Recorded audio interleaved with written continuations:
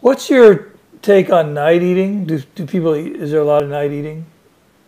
If it's night eating, is it in the sense that they wake up and they go get something to eat, Well, for or one they eat? person I know specifically, it's before he goes to bed. Okay. So what happens a lot, because those are two different things. Okay, that's good to know. Night eating syndrome is someone who wakes up and usually someone who wakes up and goes to eat. Well, Um, what do you do with that? well, do you want me to start with the one you're actually Yep, asking? okay. Okay. So for this friend of yours that eats before bed, Right, every night.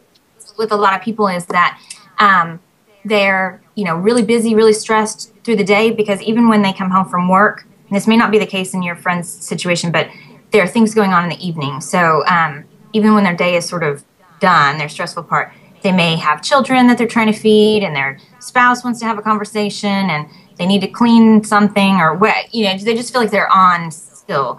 And so a lot of times, once everybody sort of goes to bed, is when people will night eat because it's like their little time to themselves. So they're basically trying to self-soothe and like calm down from the day, and they're doing it with food.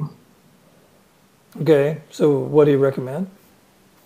Well, I would recommend that they, I mean, ultimately, we work on them identifying their feelings through the day, but at least at that point, when everybody goes to bed, I would at least have them do some journaling there. Even if they said, a lot of times I tell people, you can say, okay, I can eat like a crazy person after this. I'm just going to journal for 5 to 10 minutes just to try to see what's there. Because once you eat a whole bunch, it's really hard to figure out what the heck you were feeling because you're now numb to your feelings. So I'll ask them to journal.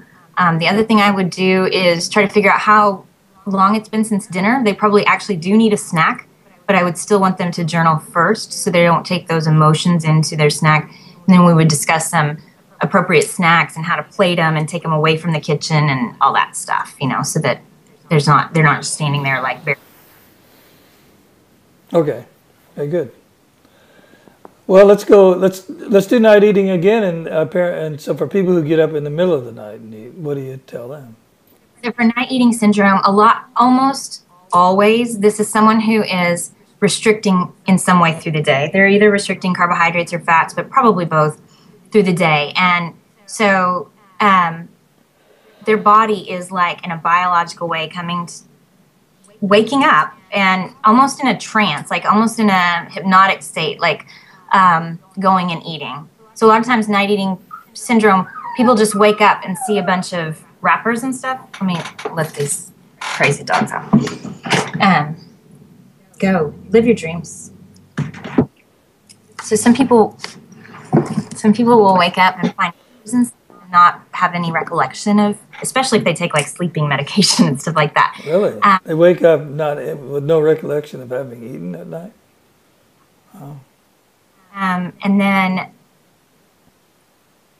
I really have not seen night eating as only emotional. I've seen it linked with, so even if a person is at a normal weight and they appear well nourished and they think they're eating plenty of this and that, I mean, when I really start to ask questions, has this issue and he's always restricting carbohydrates and he's always, like worried about that. And then he notoriously wakes up at night and eats stuff. And I don't think he remembers it. So it's almost like drunk eating when you have those sleeping pills because it's like it gives you enough of a decrease in anxiety to be willing to meet your needs. Okay, so with that kind of night eating, you try to work with what they're eating during the day, so that the body's not needing to recover itself at night. Is that the strategy? Genius, Jordan, you got this down, man. Okay. I would do is to make sure they're getting enough carbohydrate and fat through the day to decrease that eating. And it works. I mean, I've seen this work. It's just people don't, on your own, it's hard to know how much to do because people just way underestimate their needs on those things. So people don't realize how much they need to add. We've sort of, I don't like to use numbers, but we've sort of discussed that the average person needs like 60 to 80 grams of fat. Well, let's come back to that. So I think there was a stopping point there. Okay.